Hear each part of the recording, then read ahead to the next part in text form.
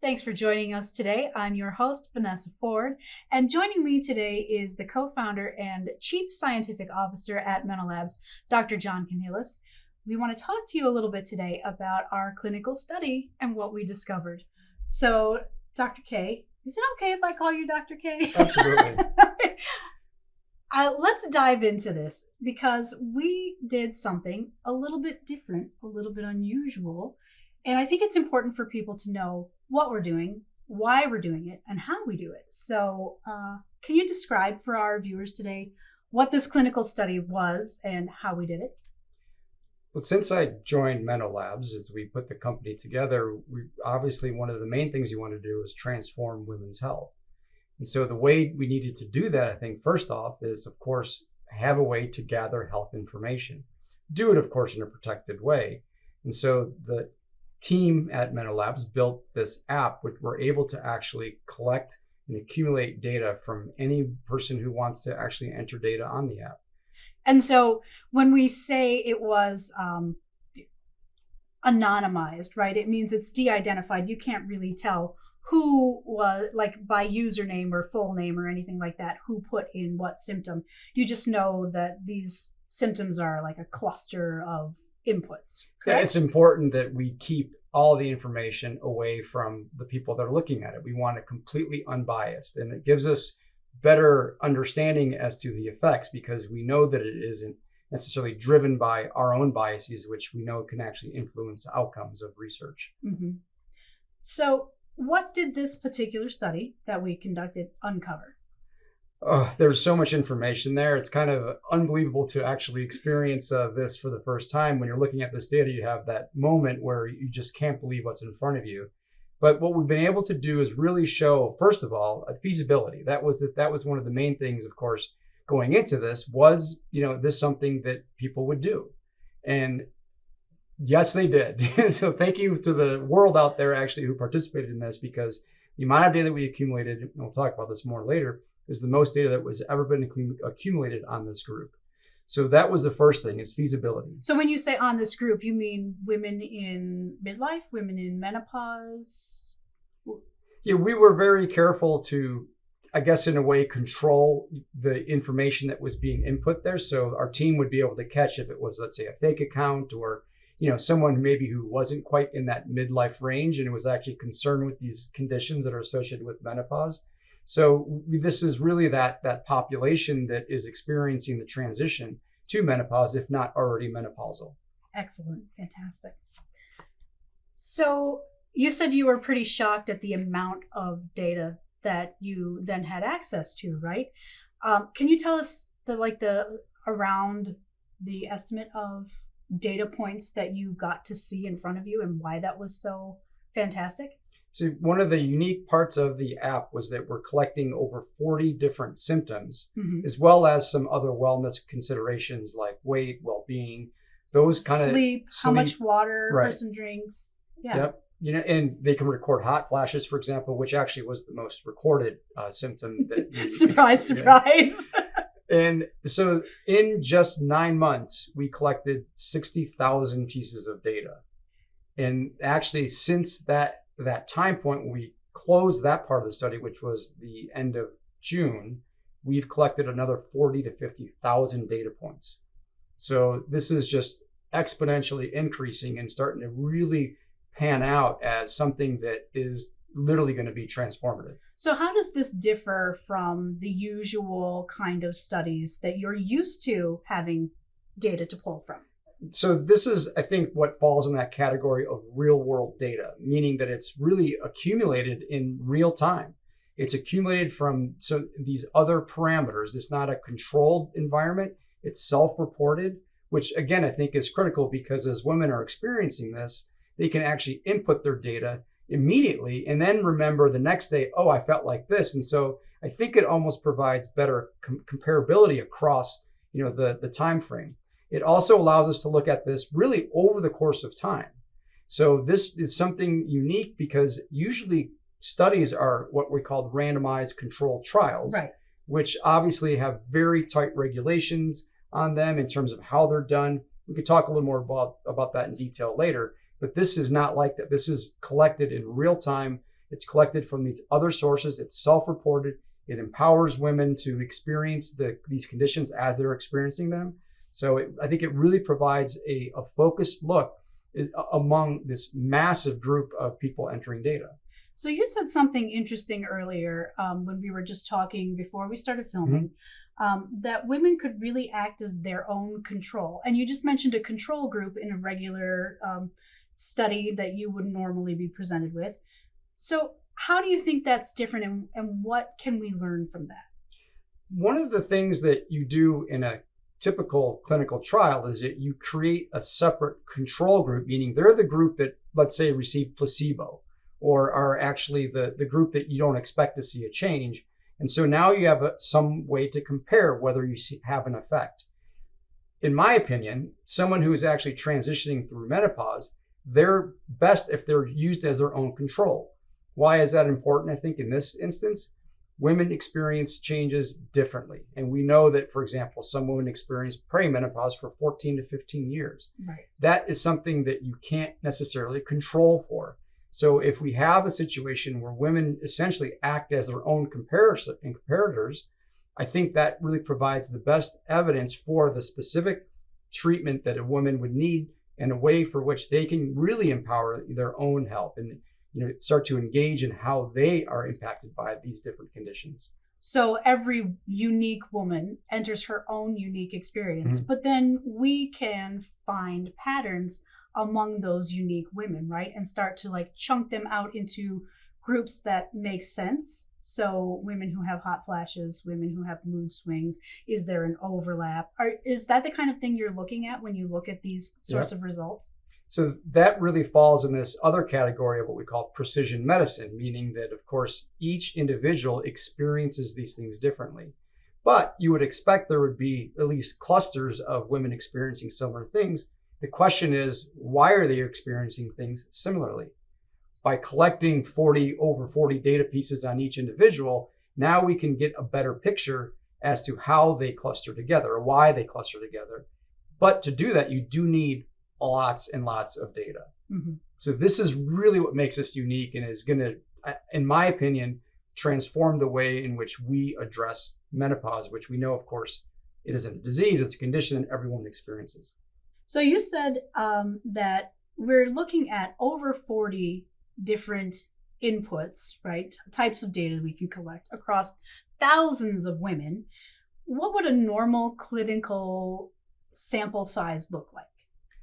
Typically, clinical trials, these randomized clinical trials, are really looking for a single outcome.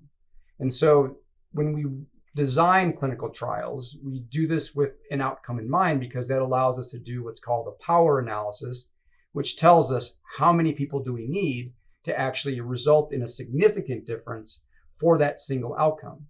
And so then there are separate outcomes, which could be secondary outcomes, which it isn't necessarily powered for, meaning that you may get data suggesting that secondary outcome is significant or not, but you really aren't designed to do that. It's usually designed for that single outcome. Got it. So I can imagine, is very difficult to see larger patterns among populations, especially large populations, because you have to focus on this one outcome, right? You're not looking for large patterns and overall patterns. So when we're talking about women who are what is the term doctors like to call us? Too variable to study. I think the way we're approaching research and looking at these overarching real world data points for large patterns that we can suss out is really groundbreaking. Do you agree with me? There's no question. I think the future of how we do clinical trial work has to be done with these variables in mind. What makes people react to certain drugs versus other people that don't react?